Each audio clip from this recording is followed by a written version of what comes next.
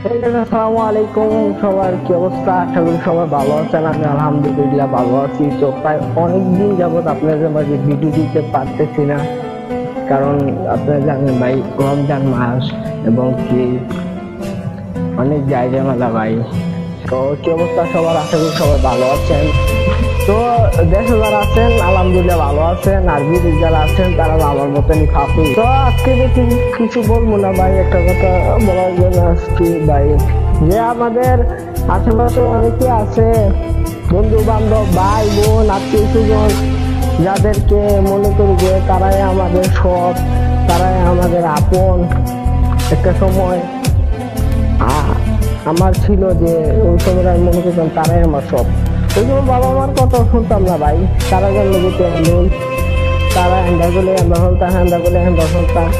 তারা মনে হচ্ছে যে আমি বিপদ হলে তারাই আমার সবসময় পাশে থাকবে, কিন্তু এটাও বলতো যে তোর সমস্যা থাকলে বলবি, আমরা সব সলভ করে দেবো।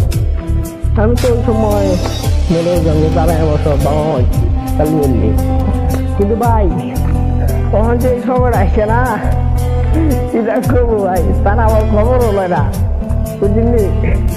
তারা আমার খবর হলো না, যারা করছে যে আমরা আছি তোর পাশে সবসময়, কিন্তু ভাই তারা আমার খবর লয় না, খোঁজ লয় না, খবর লয় না। আমার তো বুঝলি আপনারা সময় এরকম হলো ভাই, এরকম না যে আপনারা সময় তারা খোঁজ বুঝলো বুঝতো না। কথা আছে না যে সময় খারাপ হইলে কেউ পাশে থাকে না, এটা কথা বাস্তব। হলো বন্ধু, সময় খারাপ, আর সময় যে দেয় খারাপ হলো সেই দেয়। আমার অভিজ্ঞতা নাকি দিনের পর রাত, রাতের পর দিন, খারাপ সময় হলে ভালো সময়, ভালো সময় হলে খারাপ। বুঝছ? মানুষের খারাপ সময় নিয়ে আইসো না। হ্যাঁ, এটাই তো ভাই, বাপ মা ছাড়া কেউ আপন না, বুঝছেন? অহন তখন মনে করি সবাই আপন, কিন্তু কেউ আপন না, এটা মনে রাখেন। হ্যাঁ, এটা মনে রাখেন ভাই, এটা মনে রাখলে সব শেষ।